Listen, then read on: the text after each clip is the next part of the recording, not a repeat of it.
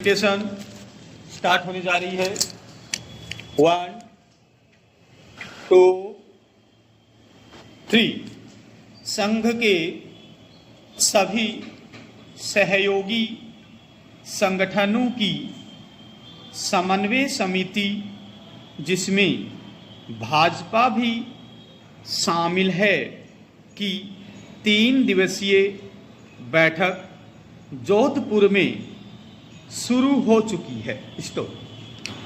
इसका मकसद भविष्य की रणनीति बनाना और मोहन भागवत द्वारा एक व्यापक वर्ग तक पहुंचने की कोशिशों के बाद उभरती हुई स्थिति का आकलन करना है। भाजपा अध्यक्ष जेपी नड्डा भी इसमें शामिल हो रहे हैं।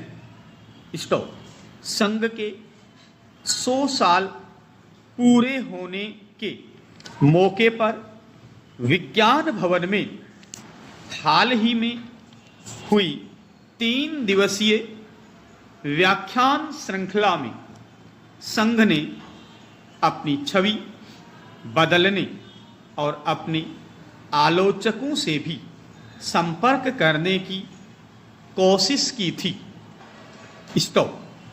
इससे यह भी स्पष्ट हो गया कि संघ का अगला चरण एक बड़ा आउटरीच कार्यक्रम होगा, ताकि अधिक से अधिक लोग उसे स्वीकार करें। भागवत की 240 मिनट से अधिक समय तक चली व्याख्यान श्रृंखला से 3 मुख्य बातें सामने आई हैं। पहली बात यह थी कि इन व्याख्यानों ने भागवत और नरेंद्र मोदी, जो जल्द ही 75 साल के होने वाले हैं, कि सार्वजनिक जीवन में सक्रियता संबंधी अटकलों को खत्म कर दिया। भागवत के शब्दों से साफ हुआ कि 2029 के चुनाव में भी मोदी ही पार्टी का नेतृत्व करेंगे।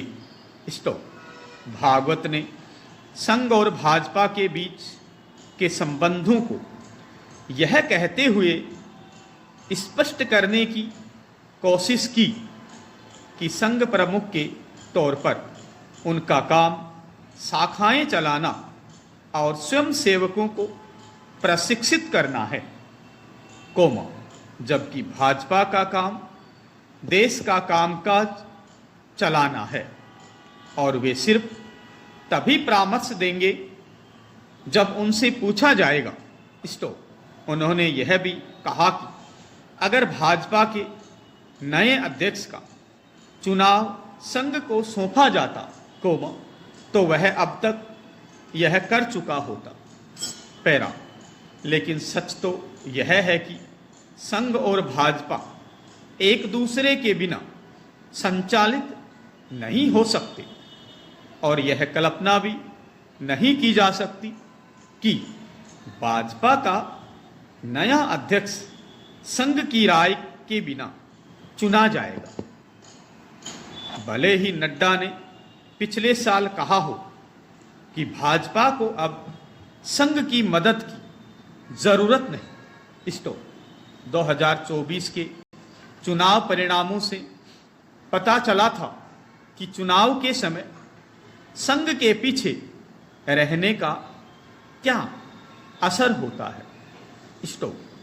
उसके बाद हरियाणा, महाराष्ट्र और दिल्ली के चुनाव परिणामों से यह भी पता चला कि जब संघ के स्वयंसेवक जमीन पर भाजपा के लिए सक्रिय होकर प्रचार करते हैं, तो उसे कितनी बड़ी जीत मिलती है।